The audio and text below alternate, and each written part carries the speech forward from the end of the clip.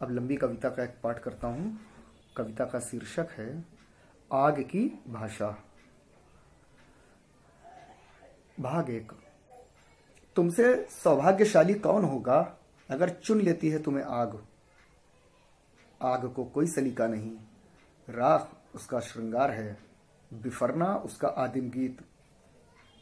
वह देह से नग्न है, एक उसी की परछाई बिखरती है, ढेरों ढेर रोशनी। लपटों की काया हर नियम तोड़ते चलती है। भाग 2। आग को विनम्रता से भरे मनुष्य नहीं भाते। वह बेलिहाजों के प्रेम में हर चीज का आकार बदल देती है। अगर उसे देखने का सलीका है तो उसे उस जगह पर देखो जिस जगह के बारे में दावे किए गए कि वह वहां नहीं है।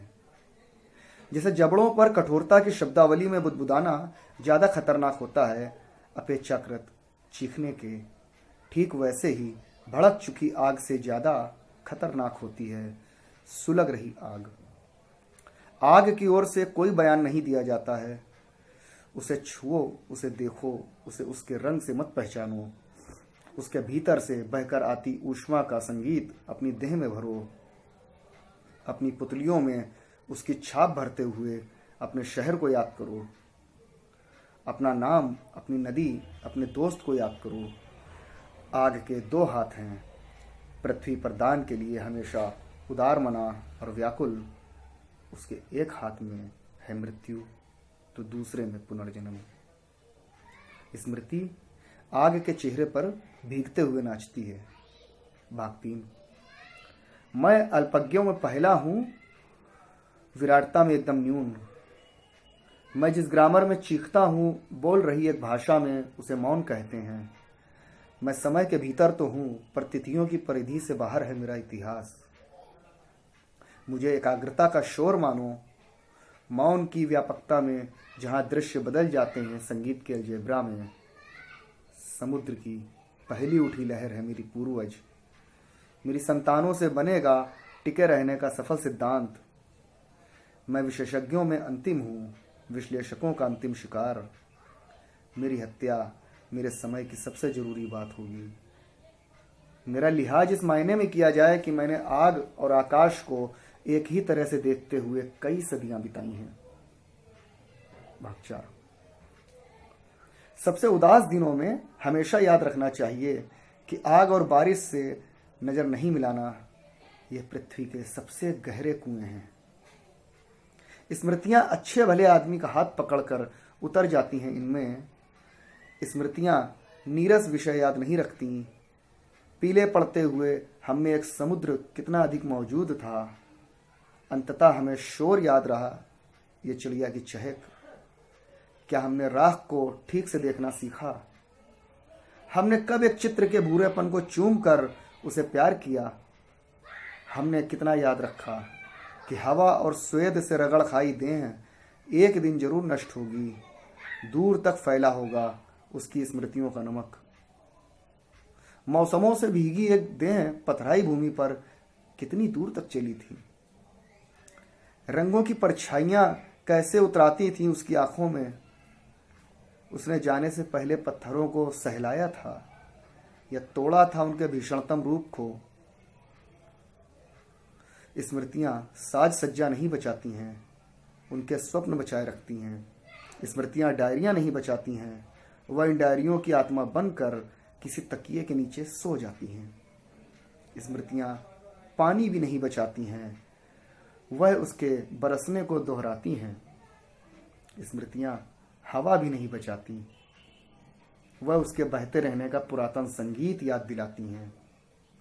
वह अपने भीगे पंखों पर बिछा देती हैं धुलते हुए रंगों की बाढ़ में हमारा अनोखा मटमैलापन।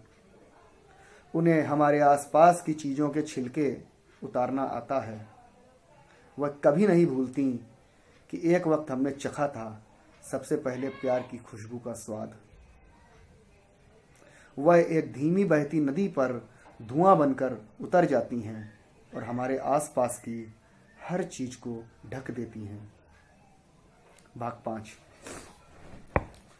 मैं हर तस्वीर में थोड़ा तिरछा आता हूँ। दृश्य के रहस्य को थोड़ा खोलता, थोड़ा छुपाए रखते हुए। मैं घर के दरवाजे को खोलता हूँ, पर उसकी खड़खड़ाहट का मुंह बंद रखते हुए पलायन के सबसे पहले सिद्धांत का अनुसरण करता हूँ कि जहाँ हो वहाँ से कहीं और पहुँचना पलायन नहीं है। दरवाजे से इस तरह जाने वालों को यात्री कहते हैं। पलायन का सीधा मतलब है जहाँ हो वहाँ से निकल भागो। भाग 6। उसकी एक धुंधली परछाई मेरे पास बनी रहती है, एक अमिट गंध हमेशा उकसाती हुई। मैं किस्तों में पानी पीता हूँ, आग की धीमी मृत्यु की कल्पना में। मुझे मृत्यु का घर नहीं पता, मैं आवेगों के समुद्र में सोता हूँ। भाग 7। मेरे प्रयत्नों में इतनी दिशाएं हैं कि यह ब्रह्मांड भाग नहीं पाता। आग अपना स्वभाव नहीं भूल पाती, यात्राएं हैं कि जन्मती ही रहती हैं। पानी के अचरज खत्म ही नहीं होते कि संसार में ऐसी कोई भी जगह नहीं जहां रोशनी के निशान न मिलते हों। दुख आग की धीमी जलती लौ है, जिंदगी को गर्माहट देते हुए। अपना एक अलग ही शहर बसाए हुए ये पराजितों के लिए नागरिकता निर्मित करता है। मुझे अपना शहर याद नहीं रहता, मुझे रोशनियां याद रहती हैं। रोशनियों के मायने ही बदल गए। अंधेरों अंधेरों तुम्हारे होने का शुक्रिया। भाग 8। मैं संसार का सबसे बड़ा दुख हूं। मुझे कलाओं के गहरे कुएं में उतार कर पाप मुक्त करो। मेरा हाथ पकड़ो, मुझे वीणा के पास ले चलो। तरंगित तारों के बीच मुझे मौन की तरह भरो। मैं हवाओं में भरता हूँ मोक्ष, पानी के भीतर लय, एक भाषा के भीतर व्याकरण की तरह उतर जाना मेरा सबसे आदिम अभ्यास है। मैं मृत्यु के हाथों से छीनता हूँ समस्त उत्तर मालाएं।